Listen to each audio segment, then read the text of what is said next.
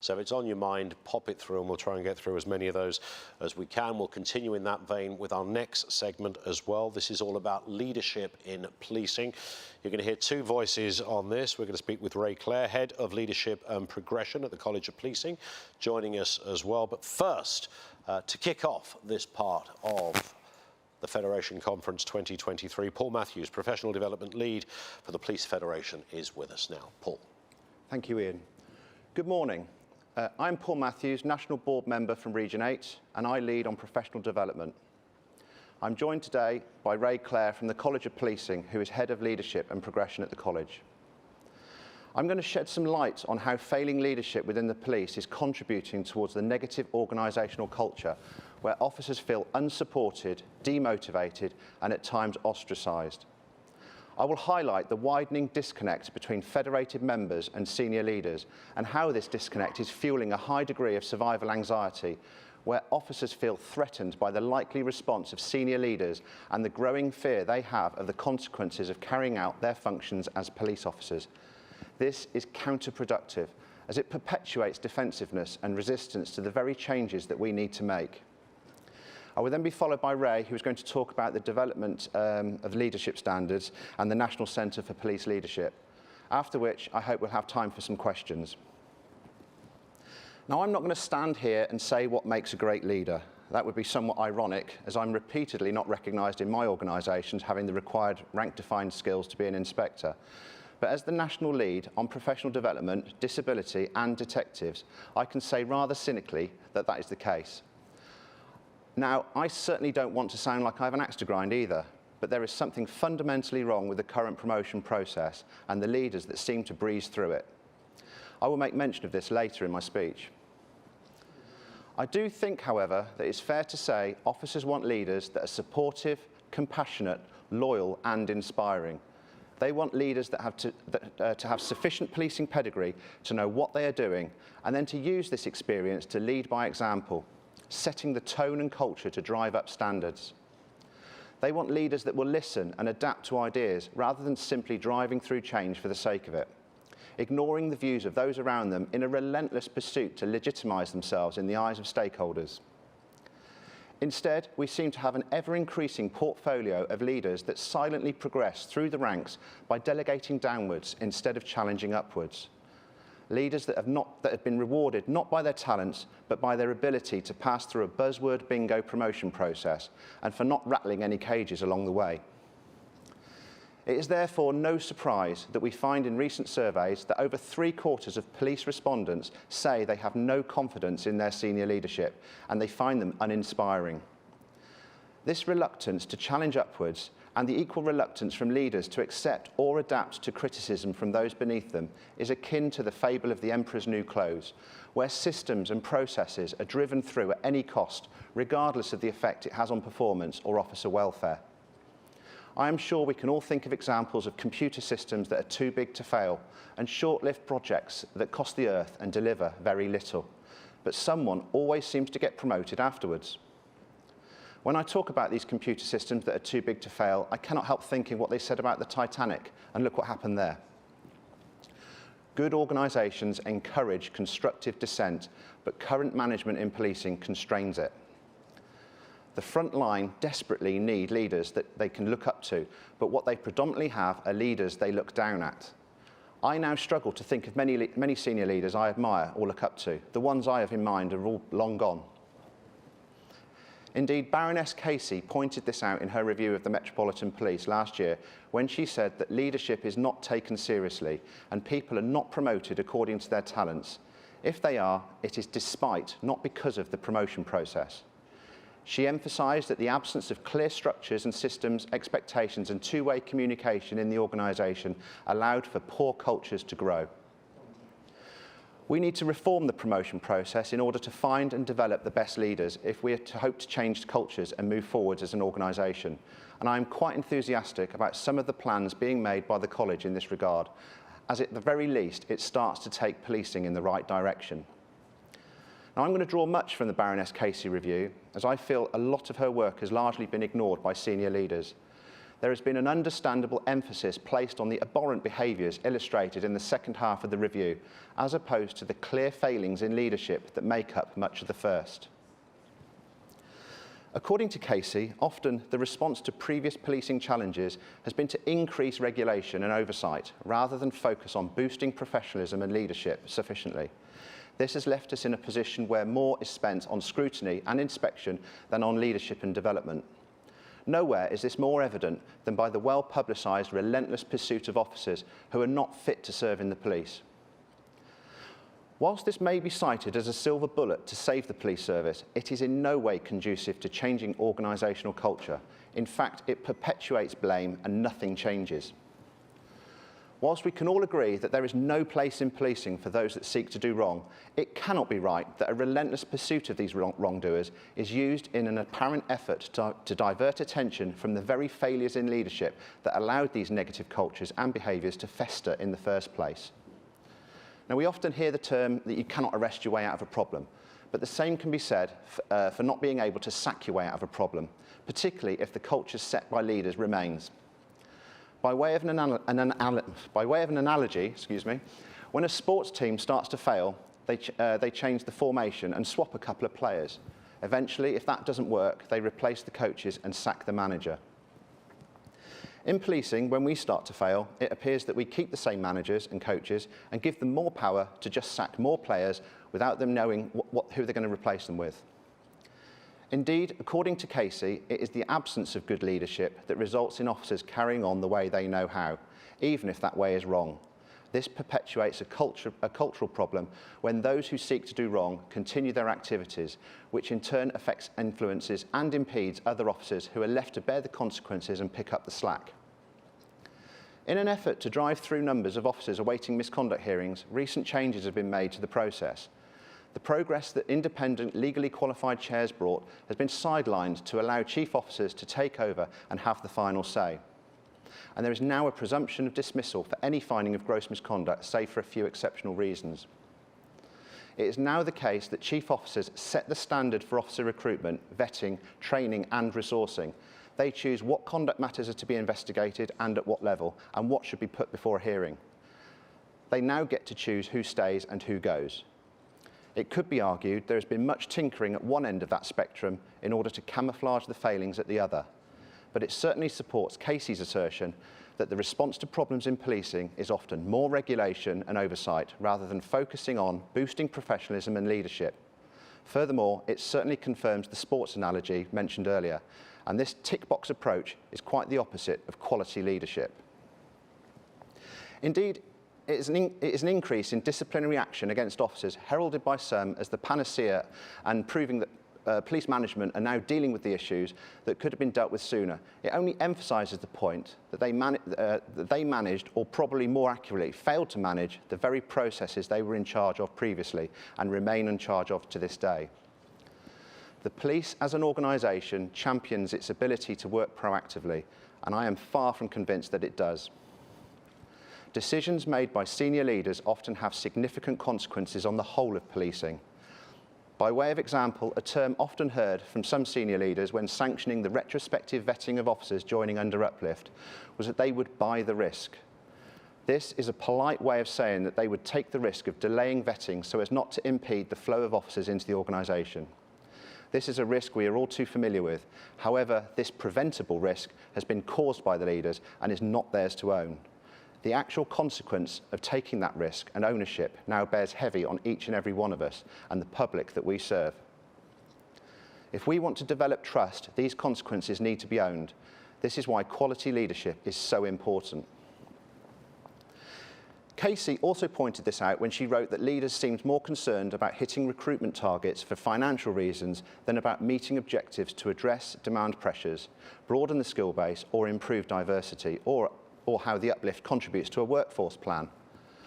Whilst in most forces uplift was a temporary success, the lack of forward planning is now being evidenced by a fourfold increase in resignations compared to 10 years ago. The reason for this goes far beyond the appalling pay and is far more nuanced. Factors such as unmanageable workloads, Failed computer systems, lack of meaningful supervision, cancelled rest days, and the constant hounding we get in the media all contribute why people are climbing over themselves to leave. These are factors that could be heavily influenced by proper, meaningful leadership and through engagements with people who actually do the job. How has this been allowed to happen, and why aren't our leaders so keen to buy into this particular risk? The response seems to be, let's sack some low-hanging fruit and hope it diverts attention away from us, or use the sweep it under the carpet school of management. The organisation needs to display honesty and candour rather than closing ranks to protect itself, and more notably, leaders protecting themselves. This was clearly highlighted in the Daniel Morgan inquiry. How do we learn when we deny our mistakes or attempt to divert attention away with short-lived projects or similar? How can we hold officers to account and encourage openness and transparency when the organisation does not hold itself to account? It is through poorly implemented systems of recruitment, vetting, management, training and promotion that a culture in which poor performance, behaviours and attitudes has been allowed to go unchallenged. Casey wrote that attempts by leadership to improve were poorly landing as wave after wave of short-term initiatives rather than reforms that endure and take hold from top to bottom. This has done nothing but contribute to some of the horrendous outcomes we have all seen, endured and are now judged by.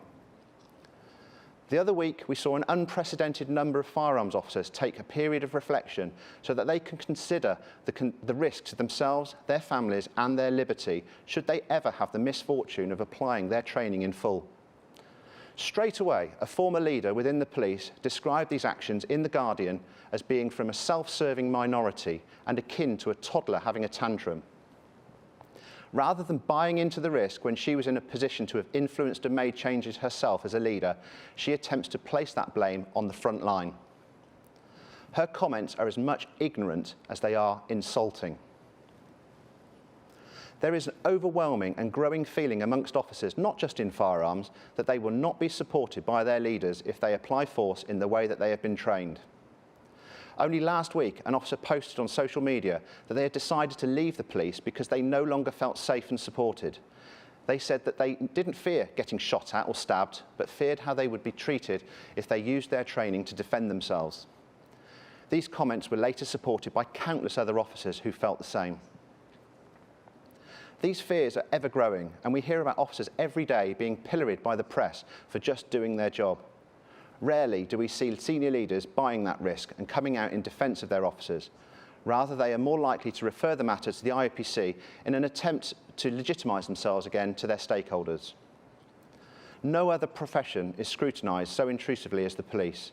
Most interactions are now video recorded, whether that be on body-worn video or by locally concerned citizens who often capture the latter stages of an event before sending it to the press ahead of their solicitor. Rarely do we see senior leaders coming out staunchly defending their officers. In fact, the front line rarely even see leadership in police stations anymore, and certainly not on a Monday morning or Friday evening. It makes you question whether they're doing all this leading from home. One part of the Casey review that really shone a spotlight on this disconnect was when her review team met with senior leaders at the start of the day, and they talked about empowering their officers and staff, the opportunities they had to move around and their high morale, and how well they were managing probationers and trainee detectives.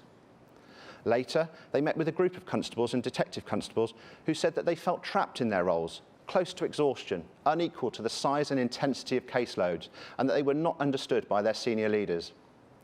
Whilst admittedly, this example first made me chuckle, but then on reflection it made me groan, as it really does highlight the blinkered views of senior leaders within the organisation, who are seemingly either unaware of the sheer strain that federated ranks are working under, or they choose to ignore it. Unashamedly, I think it's the latter. Federated members are screaming out that existing systems do not work or hinder their roles. PFEW have been campaigning for years that the burden of DG6 is acting like an anchor to investigations, delaying justice to victims and overwhelming officers to the brink of breaking point. Indeed, officers are now leaving in droves, not just because of the appalling pay, but because of the dysfunction in policing that simply does not allow them to do their job. This dysfunction is just as prevalent in smaller forces as it is in the larger metropolitan ones. But what are senior leaders going to do about it? Chief Constable Andy Marsh wrote in the 2022 review of the College of Policing that the demands and challenges placed on officers and staff, which are often overwhelming, mean that they rarely have the opportunity to reflect and learn, or sometimes even look after themselves and their own well-being. These challenges should never be an excuse, but if they are not addressed by strong leadership, they can create breeding grounds for the wrong type of culture. Where is this strong leadership, and why are federated members having to work in such intolerable conditions? I have alluded to a piecemeal acceptance of the Casey review by senior leaders who have conveniently responded by blaming the front line rather than acknowledging their own failings. Where failings are accepted, it always seems to be an issue for other leaders and not themselves. If we are to accept a need for cultural change, then this change needs to be driven from the top down and bottom up.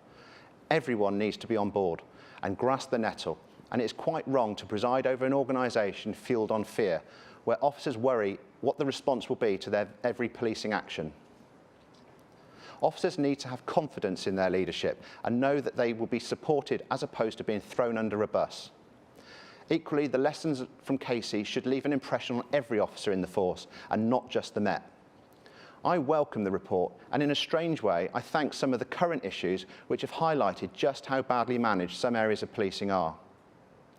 Much like PFEW, where issues of leadership have recently been highlighted, we need to learn, adapt and move forward, and we need to do this in a tangible, meaningful way that will resonate with officers, the media and the public. But how many times have leaders come out to say that lessons will be learnt? I can think of reviews and reports from Scarman, Sheehy, Tom Windsor, the Daniel Morgan inquiry, Nehru, Macpherson, even the Hillsborough inquiry, all of which identified dysfunctional processes and failures in leadership over a sustained 30 to 40, even 100 years of policing.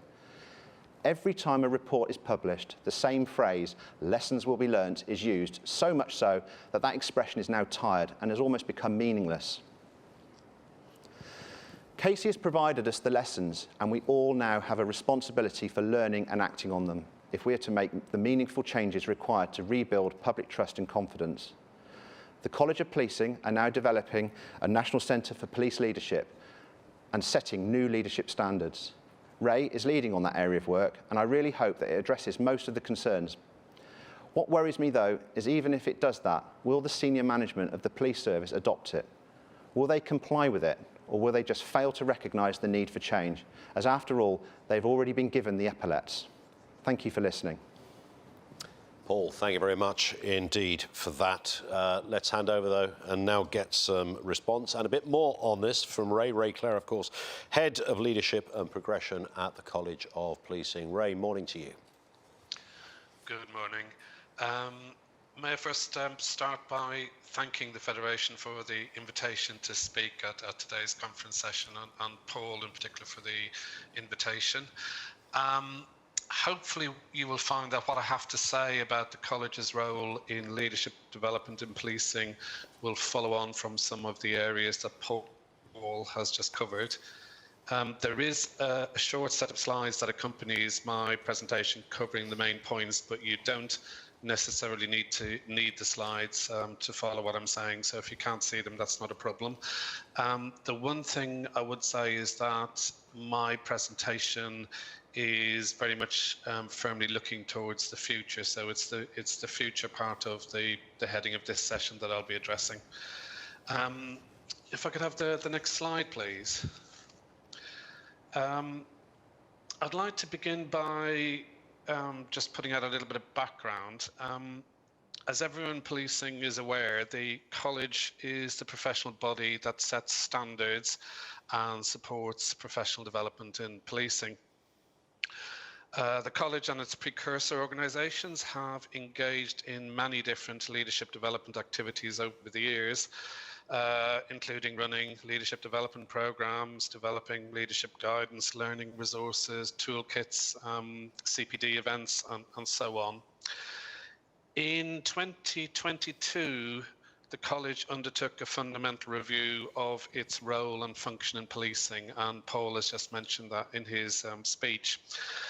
And as a result, we will be concentrating on the following three priorities moving forwards.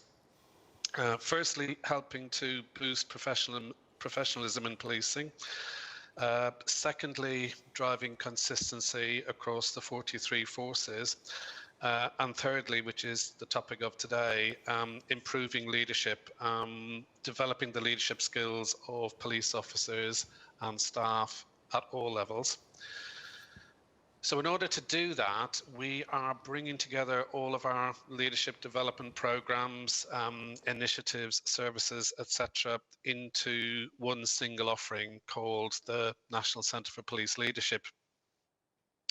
This is not a new or separate organisation. It's merely that part of the college that is responsible for enabling improvements to leadership capability in policing. And our aims are set out on the slide.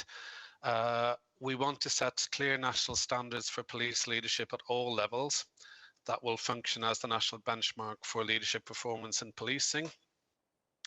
We want to provide leadership development opportunities for everyone in policing. That's a key aim. And we also want to develop the function of the Leadership Centre itself as a centre of excellence for building a positive leadership culture in policing. I can sum up that in terms of our programme of work being around an end-to-end framework that will enable and support leadership development, promotion and advancement at all levels.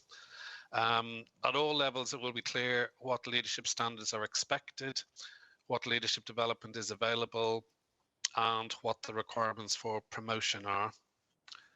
If I could have the next slide, please. This is a summary of our principal areas of work. The slide itself is quite complex, so I'm just going to focus on the 5 headings in the middle column.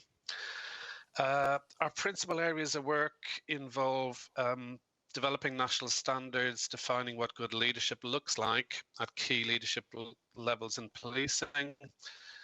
Like I said a moment ago, providing leadership development opportunities for all. Then thirdly, looking a little bit further ahead, working with the service and staff associations to introduce reforms to promotion processes in policing. Fourthly, working with the service and staff associations to have a more consistent approach to talent development in policing. And fifthly, sharing good practice. We do have a location. Part of the college's main site at Wright in Coventry has been redeveloped as our central hub for delivery of the leadership programs that we deliver ourselves. We're also exploring potential options for investment in a larger physical home for the Leadership Centre, but that, of course, is subject to funding and decision making around available budget. Thirdly, we're also developing a digital platform for the NCPL, and that will transform our ability to deliver online leadership development across policing. And the first functionality of this digital capability will become available in 2024. Could I have the next slide, please? This is what we're trying to do in terms of what the Leadership Centre will achieve, the skills and leadership capabilities we are looking to develop. Understanding and challenging systemic issues in policing, leading and positively influencing cultural change, leading in a rapidly changing operating environment, leading continuous improvement, responding proactively to the challenges faced by policing, taking opportunities, setting direction and driving progress in policing, and building expertise, innovating, sharing good practice. The framework for leadership development that Paul spoke about and that I'm introducing in this particular session puts these skills and capabilities front and center in all of the leadership development programs that we offer. Could I have the next slide, please? We've got a phased approach to improving leadership development in policing. First of all, it's about developing national standards and we have published those national standards in June 2023. Some of them previously existed, but we updated them to reflect a more progressive set of leadership standards. Those national leadership standards, which describe what good leadership looks like at those levels in policing, are live on our website, and they are on open access to all. We have developed 5 equivalent leadership programs, one for each of these stages. This is known collectively as the Police Leadership Program. Stages 1 to 3 of this new program will be delivered locally in force. Stages 4 and 5 for senior leaders and executive leaders are delivered centrally by the college. We are also planning on introducing reforms to police officer promotion processes, linking them directly to achievement of these leadership standards, the embedding of these leadership standards in policing and the leadership development programs. We work in partnership with the service and the staff associations throughout, and we are also providing dedicated support for implementation of the new standards and programs at local force level. If I can go to the next slide, please. This is a quick view of some of the current initiatives. As I've said, we are providing implementation support for adoption and embedding of the new national leadership standards. We have a dedicated implementation team providing support to forces, both in raising awareness of the new national standards and also helping forces to map their delivery of local leadership programs to the new curricula. Future plans centre around linking promotion processes in policing to these leadership standards and leadership development programs. As I've said, that's planned and in scope both for sergeant and inspector level and for chief inspector superintendent and chief superintendent levels.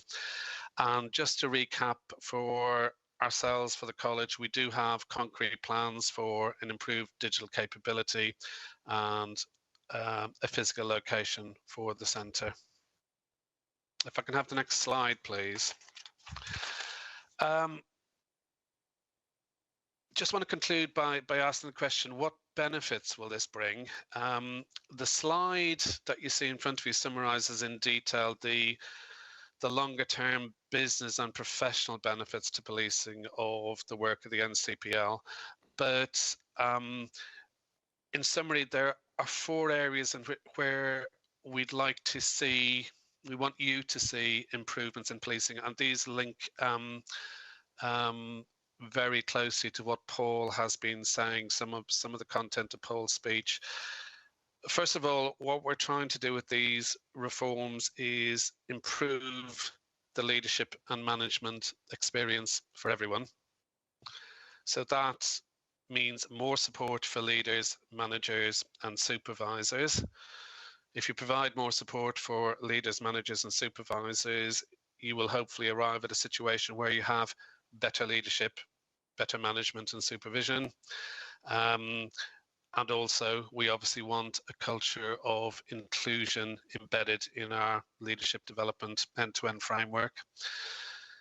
Secondly, it's about national standards. There will be national standards underpinning development, progression, and promotion.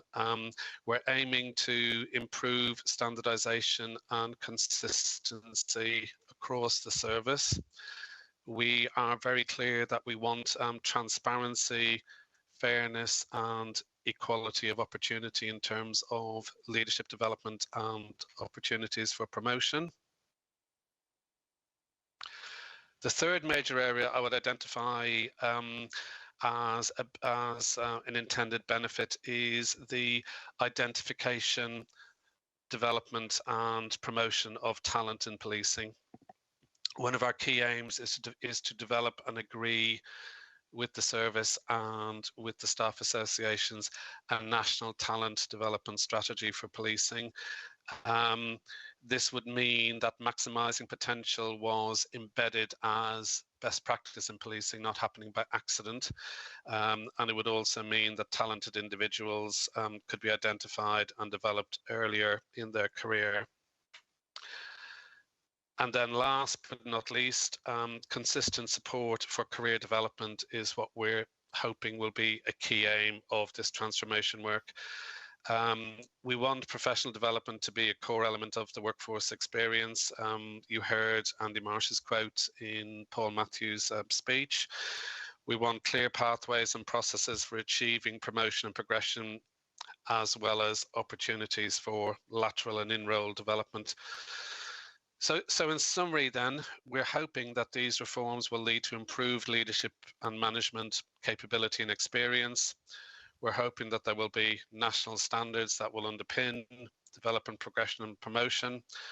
We want to provide more support for identifying and developing talent, and we want to provide consistent support for career development. Now, as Paul says, this isn't in the gift of the College of Policing to deliver.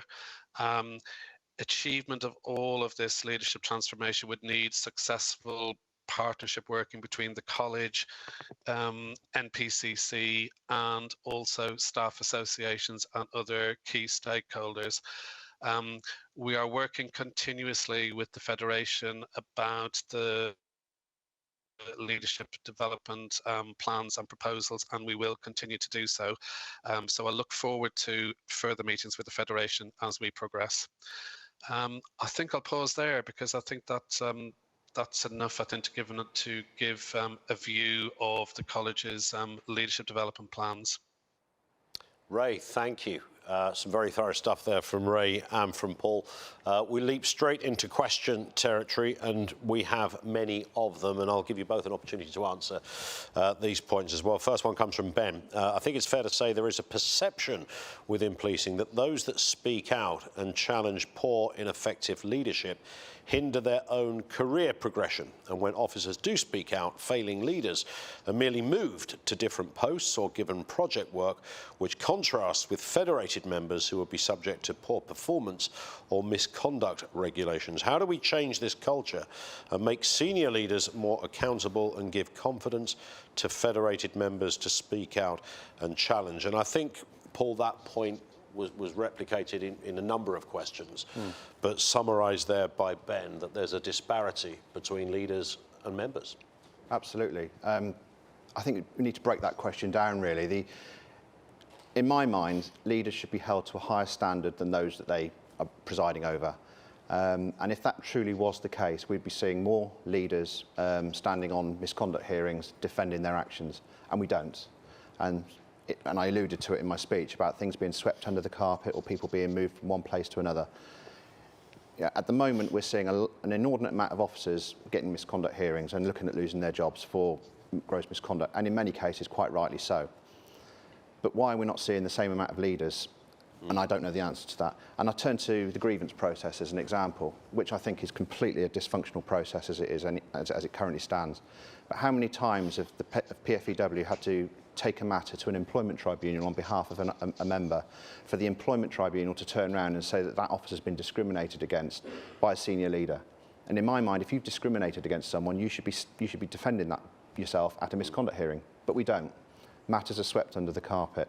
And it's no surprise then that officers have no confidence in the process. Yeah.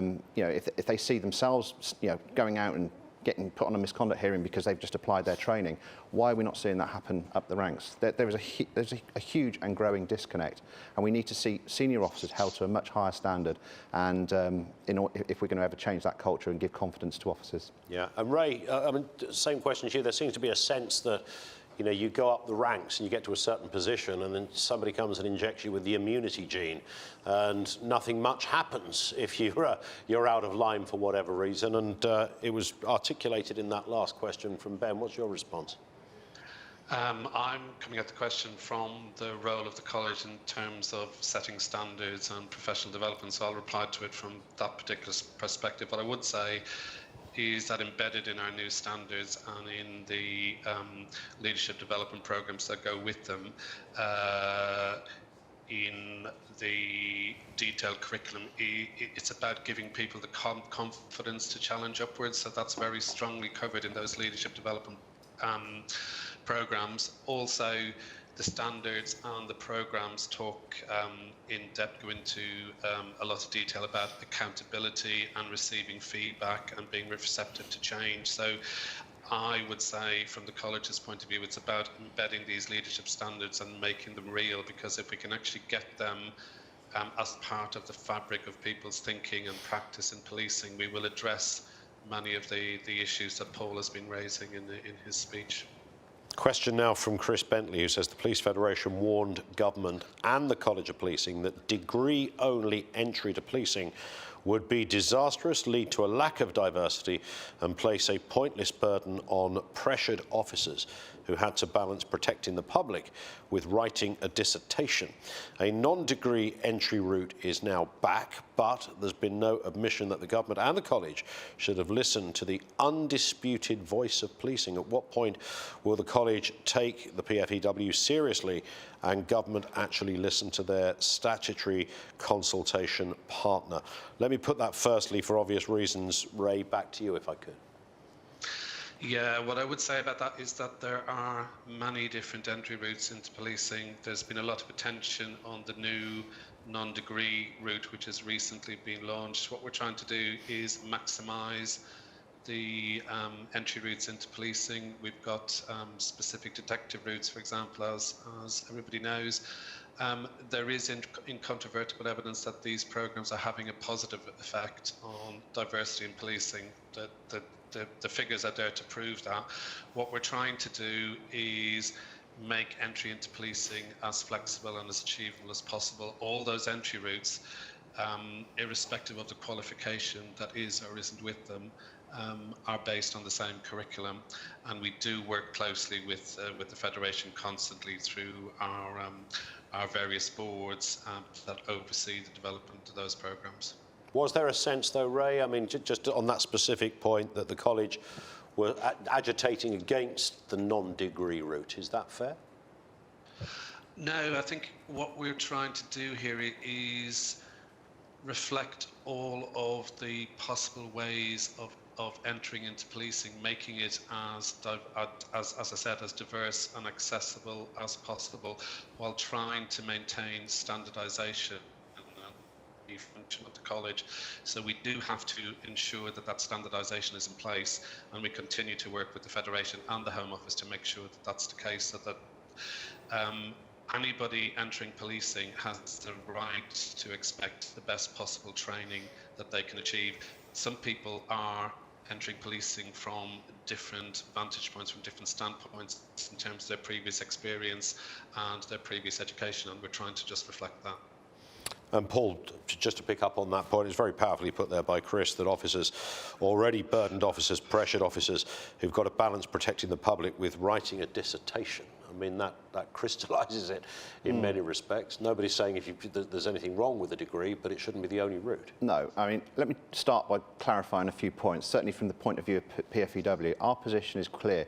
We will support officers regardless of the route they take into this organisation, and we take a view on all the different routes. Now, I'm not averse to a degree entry route at all, but the position of PFEW has been clear all along that we advocate for the outcome of a probation that is all officers are trained to an educational level of 6. Now, that is either with a degree or without a degree. Now, in terms of the dissertation, in my mind, in order to get an honours degree, you need to do a dissertation. It's perfectly reasonable, I think, to do away with the dissertation and give an ordinary degree, a BA. Yeah. Personally, I don't see a huge difference between the two, and that would free up a huge amount of time. And I'm actually quite enthusiastic about the new non-degree entry route into policing, but there are issues around regulations and how is it fair for someone coming in on the degree route, for example, to do a 3-year probation, yet after year 2 they've met the same standard as someone coming in without a degree. If they've met that standard at year 2, how can you justify an extra year of probation and all the vulnerabilities that come with that? So there are issues. How all the different routes work together, and that for me is the problem, and I see that as being the greatest difficulty. I didn't do a degree when I joined the police, and it didn't do me any harm. Here I am. I actually do think, you know, the best possible outcome at the end of your probation is the best possible level of training, and that's either with a degree or without one. Here's a question from Matt Curson, who says, why do we need to take a further legal exam from sergeant to inspector, which only captures a snapshot in time, when in reality legislation is at our fingertips on our systems to ensure that we have things correct? We also spend months on promotion processes, which regularly see that those who can write an application or answer a corporate question promoted over others. Why don't we focus on promoting those that show leadership ability and have experience leading teams and managing serious incidents? I mean, Ray, it's a fair question, isn't it? It's kind of, you know, somebody who lucks in an exam at school, who just happens to answer the right question in the right way at the right time, over somebody who might be better. It's absolutely a fair question, and I couldn't agree more.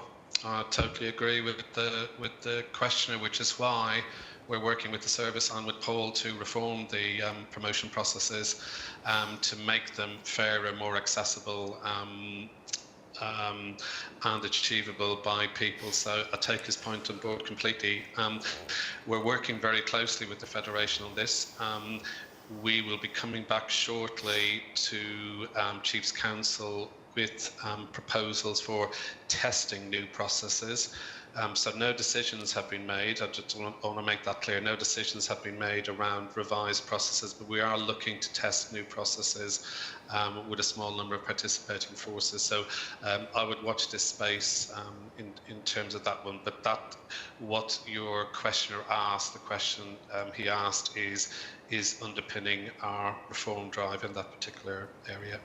I think we've got time to throw another question in here. Alan Gardner says, how do we get around promotion processes when you have challenged the organisation in the past and that puts a black mark on your career future?